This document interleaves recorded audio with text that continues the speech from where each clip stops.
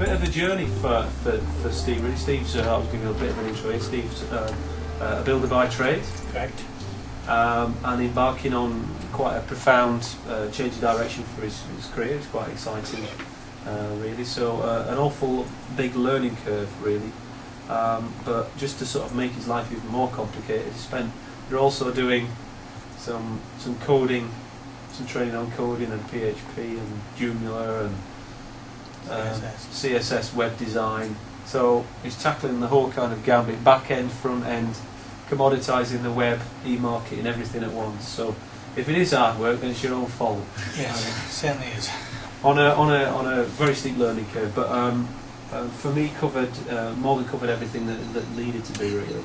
So Steve, what were your kind of objectives on coming on this course then? I think, like we've already discussed, it's just a learning curve for me, really. It's something that's going to be a long-term venture for me, so yeah.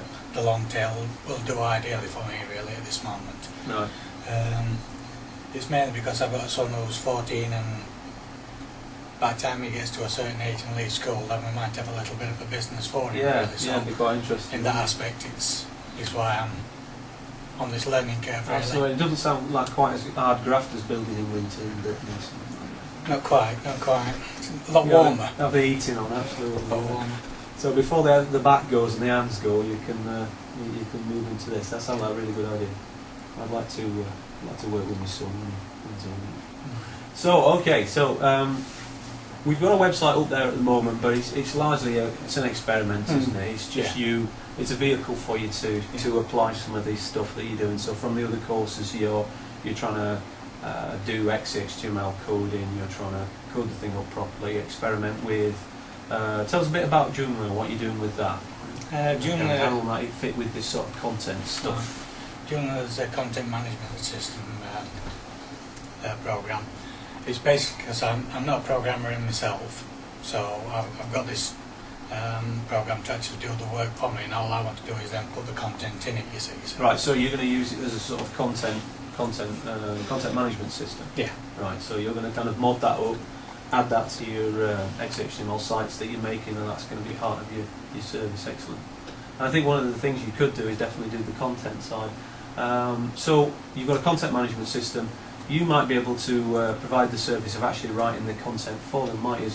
What kind of, was there anything that sort of stood out on that kind of content writing, kind of Veloso or any of the sort of persuasion methods? Did any of that make sense and you thought, yeah, actually I could write that for customers, that could be an extra service I could charge, Yeah, I think it's it's trying to work out the problem and then find a solution afterwards. Yeah. I found that quite interesting, really. Yeah, so with that like Veloso kind of stuff. Yeah, because it's something that I've not, like I say, this is a first for me, so I don't really know much about it. So what I've learnt over the period of time has been sort of eye-opening for me, really. Yeah, fantastic. So in terms of some of the persuasion methods, like we talked about kind of reciprocity and stuff, how might you be able to build that into what you do? Because let's assume that you're making this transition into web design.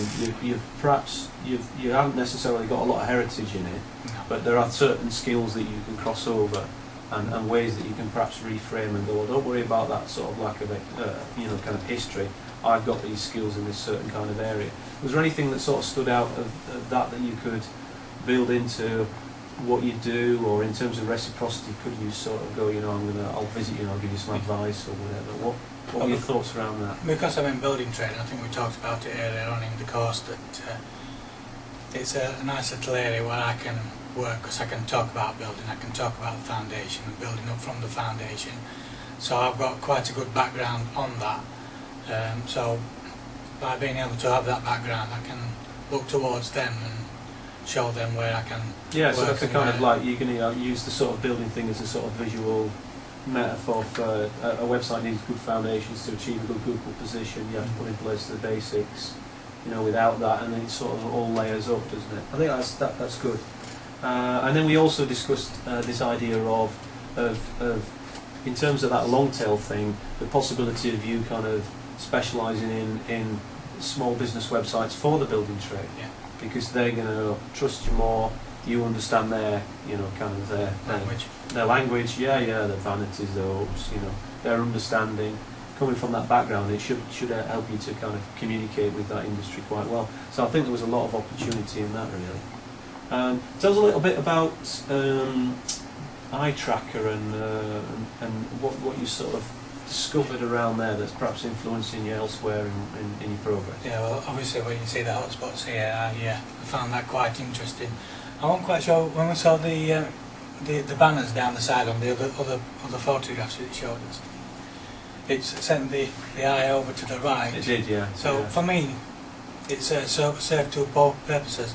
Even though they didn't actually look at the banner straight away, peripherally they might have seen it. So they've actually seen the advertisement at that point, yeah, and then moved to another direction to actually where they want to see it. So for me, it served two purposes. So I wasn't quite sure whether that were a negative or a plus, really. Yeah, yeah. But that just that kind of better understanding of how people interact with websites it can't help but inform your sort of practice.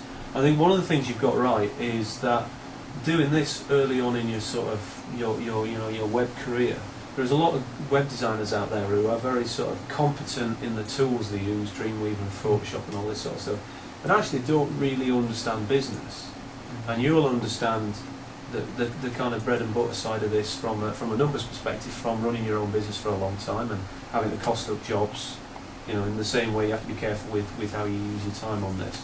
So there should be a lot of skills that you can kind of cross over there. But if you are taking time like you are to understand how the long tail, how people are interacting with stuff, your target markets, persuasive layouts and all this kind of stuff. There's lots of web designers with 10 years more experience than you that don't understand this stuff. So it's a possibility that you can kind of reframe and go, well, don't look at this idea of sort of packaging your offering. I think not many people have done that in web design, and the ones that we know of that have packaged well and thought a bit more about how they charge people for sort of web design have done very well. Particularly a guy called Fusion XS, who's one of our previous customers, who's sort of given people a low entry price but high life ownership, so the website is a bit cheaper, but you don't pay a one-off. You go, look, I'll charge you every year for this and I'll make some changes if you want. It'd be quite an interesting thing to sort of package what you do around some themes or packages, and then look at charging people in perhaps a different way.